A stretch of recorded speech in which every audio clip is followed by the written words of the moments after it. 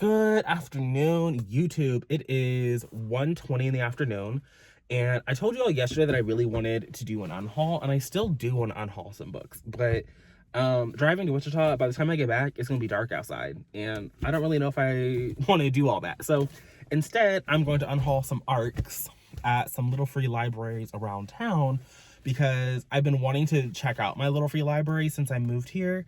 And this seems like a perfect opportunity because obviously I don't want to resell these, but I have quite a collection. Like, this whole little tote bag is full of young adult ARCs that I feel that the children, when I was like Googling the little free libraries and the little free library app, it looked like there was a lot of like children's books in there. So I feel like children visit these things and the young adult audience might like some of these books that I didn't. So I'm going to pull them out. I also feel like this is going to be able to allow me to, I don't know where I was going with this. Oh, I also don't like filming unhauls. I feel like that's just a weird thing to do, but I'm going to film this because it feels a little less weird. So I guess we'll start with How to Succeed in Witchcraft by Aislinn Brophy. I read this for my Readathon vlog, so if you want to know my thoughts, is over there. I gave this 3 stars. I think that the magic system in this was really fun, and as an urban fantasy, it was cute, and I enjoyed it a lot, actually. But at the end of the day, this is really a story of a high school teacher who has been like severely inappropriate and is allowed to get away with it because his family is wealthy in this world, and he's kind of slumming it as a high school drama teacher. So like, it was cute and it's doing a little bit of stuff, but it's just not anything that I need to hold on to. So it can go to a little free library. Never Ever Getting Back Together by Sophie Gonzalez. I read this, I don't know, I know I read it this year, and I think I read it for, I don't know if I read it for a video. I think I read it in between videos, but this is the story of Maya and, what is the other girl's name? Sky? Yeah, I think it's Maya and Sky. And so Maya and Sky dated the same man. I think he broke up, yes. So Maya was dating this man named Jordy, and then she found out that Jordy was dating this girl named Sky at the same time that Jordy was dating Maya. And so Maya broke up with him. And it's been a few years, and I think it's like 2 exactly. So it's been a couple years, not a few. And so she finds out that, like, I think Jordy's sister is marrying like a minor royal of some European country. And so the TV producers are like, hey, your sister's kind of vaguely famous. What if we did a reality show where you date some of your exes in order to find love? And Maya agrees to go on the show because she wants to confront Sky, because she thinks that Sky knew that Maya and Jordy were together. So she wants revenge on Sky and she wants revenge on Jordy. And Sky agrees to go because she kind of wants, I don't know, closure or something. I don't really remember why Sky is motivated to do this. My issue with this book is that it's marketed to a young adult audience. The characters in this are young adult ages. Like, I think Maya and Sky are 18, 19 years old, and I think Jordy is like 20 something. So it's in this gray space where traditional publishing doesn't really want it to market as an adult book. It's at Wednesday. Wednesday, I feel like, is the mastermind, like the real scourge behind this, because none of this felt like it was enough. You know what I mean? Like, if you're gonna have a whole reality competition dating your exes, and some of these people were people you knew in like the 6th grade when you were 12 years old, like, it's just not compelling. The reality dating aspect wasn't good. This is a sapphic romance, so like, spoiler alert, but it's also marketed as a sapphic romance. I think that this had been like a proper adult book and these women had been in their 30s or even like late 20s, like 26, 27, and Jordy was like 32, it really could have worked, because at that point you could have had characters, or I say like 32, but I feel like that's how old people are on like The Bachelor. Like, that feels appropriate. I was gonna say that feels a little ridiculous, but I don't watch The Bachelor, full disclosure. So I just think for the age category, the premise of this book was never going to really excel and like get that 5 stars. And I was excited to read this because I had read Sophie Gonzalez's Perfect on Paper last year, and I loved it. I gave it 5 out of 5 stars. But Never Getting Back Together was like a true sapphic, and so I was like, ooh, it's gonna be good. And it wasn't bad. It just, I feel the premise in this age category was what did it in. Let's go with More Than Maybe by Erin Hahn. I'm getting rid of this because I have a finished copy. Wednesday books. They sent me a finished copy of this, and so I don't need the ARC anymore. This is set in, I want to say, Detroit. It's in Michigan. I think a lot of Erin Hahn's books are set in Michigan or feature characters from Michigan. Maybe I'm making that up. Sue me.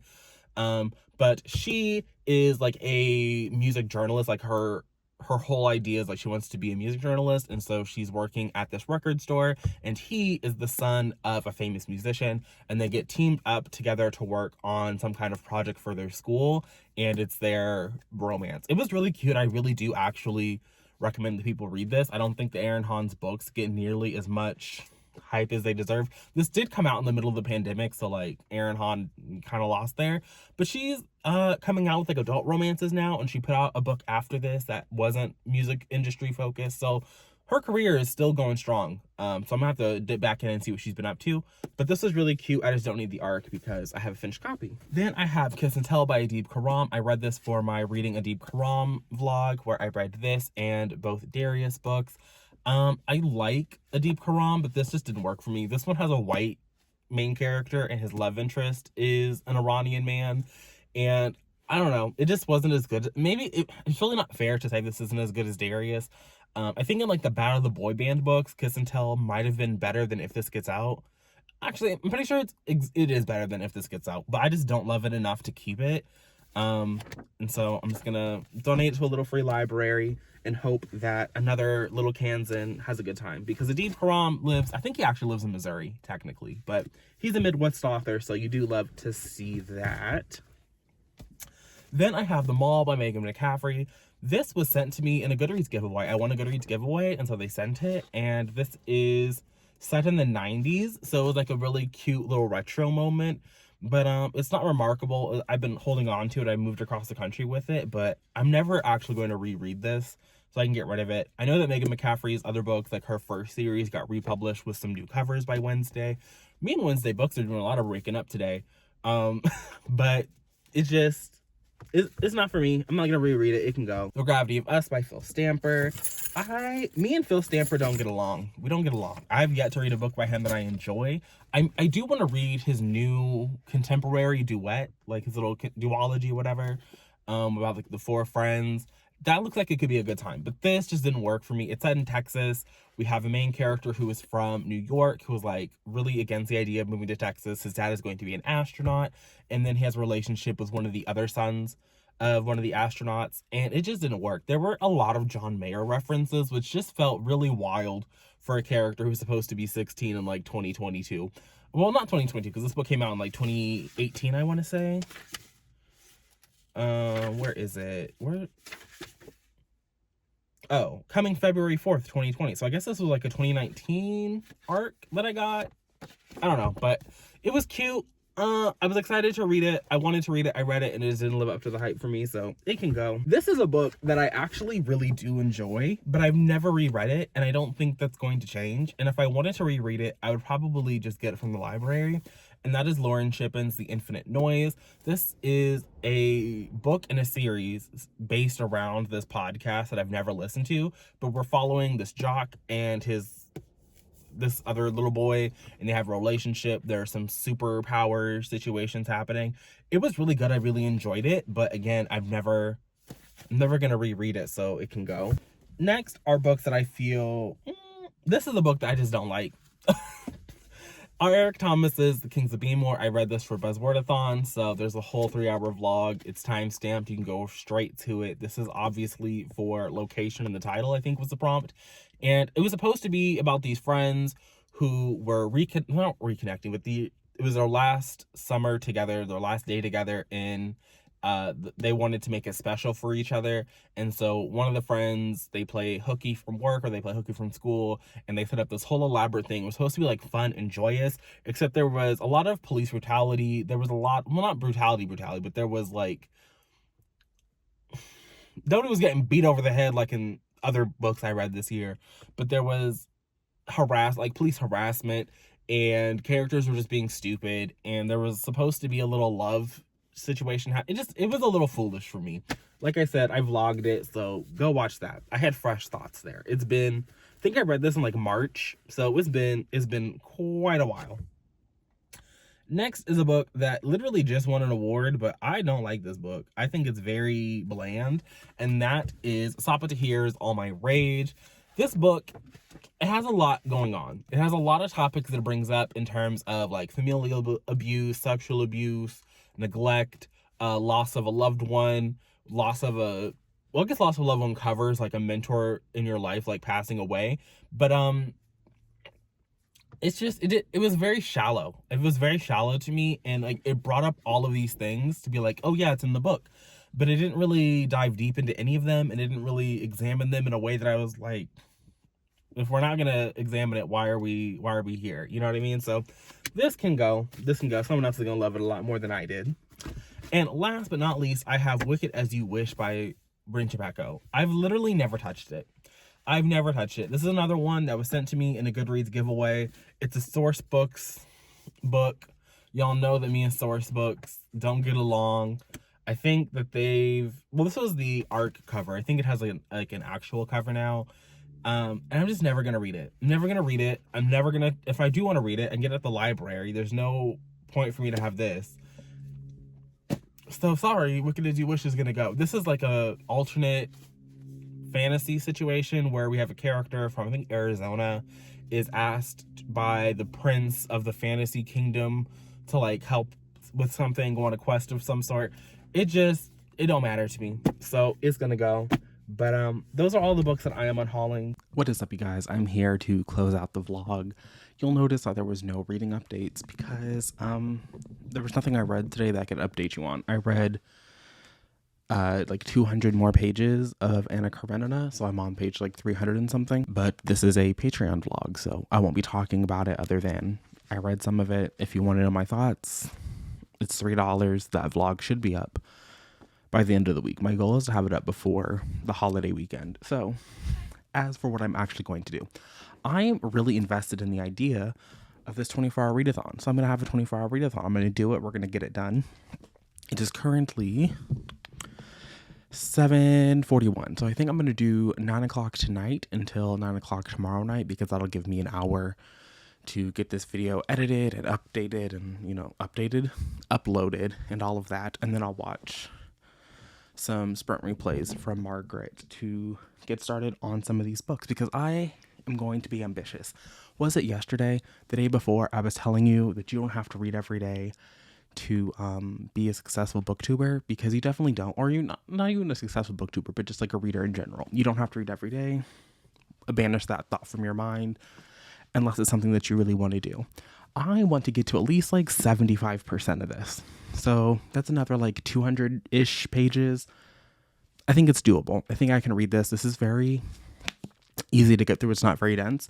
So I want to get to 200 pages of this.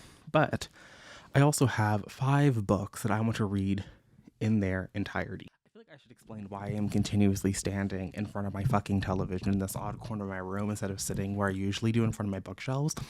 And that's because I broke my ring light. And because my bookshelves tower over me and they're in the alcove of the room, it's just a dark corner. And so on Tuesday, the replacement part, so I can actually have the light turns on, it doesn't fit on the stand.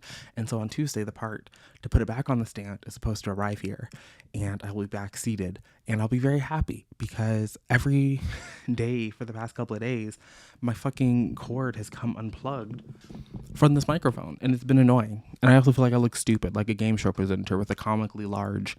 Anyway, it doesn't matter. I'm here to tell you that in addition to the 200 pages of Anna Karenina that I think I can knock out, there are 5 other books that I would like to get to, starting with A Flicker in the Dark by Stacey Willingham, because I've told you guys I'm going to read this book for like the past 3 days, and I've never touched it. This is due back to the library on the 20th, so this weekend is the perfect time to knock it out. Then I have The Pallbearers Club by Paul Tremblay, because people have talked about it, and I'm nosy, and I want to know what they're talking about. Then I have The Boys by Katie Hafner. If I'm exhausted, it's because, yes, the mic came unplugged again. So we're doing this again. So there's sound. Anyway, The Boys by Katie Hafner. We got Ethan and Barb. They're married. They decide they're going to foster these 2 boys. The pandemic hits. Ethan spends the pandemic trying to connect with these boys, learning Russian, so I guess he can communicate with them. And then they go on a trip to Italy at the end of the pandemic, and something is going to come out. Secrets are going to be revealed. Things are going to happen. It's fairly short, which is why I'm going to include it over here. Next to last, I have Love in the Time of Serial Killers because I like this cover. Here we have a PhD student, Phoebe Walsh, who is obsessed with true crime. She is analyzing the genre for her dissertation, and she thinks that her neighbor, Sam Dennings, is a serial killer. But that's not going to stop her from maybe having a love connection with him. Maybe there's going to be a miscommunication type situation. He's not really a serial killer. We'll find out together because I think this could be a fun time. And then the last book I don't have physically, I have it out on audio, and that is On Rotation by, I think the first name is Shirley. The last name is not coming to me at this current moment, but the cover is over here. You can see the author's name. Here, I just know it's a doctor and it's a romance. If I was smart, I would have kept the hookup plan checked out and we could have read them together and we could have done some little like Venn diagramming or something. I don't know. Could have compared and contrasted, but I don't have the hookup plan. So we're just going to hopefully get to On Rotation. All of these are fairly short. So I think it's entirely doable. The only thing that's not doable maybe is going to be the 200 pages of Anna Karenina, but I'm going to go so I can get this video uploaded and edited and all of that fun shit. Yeah, we'll see you tomorrow.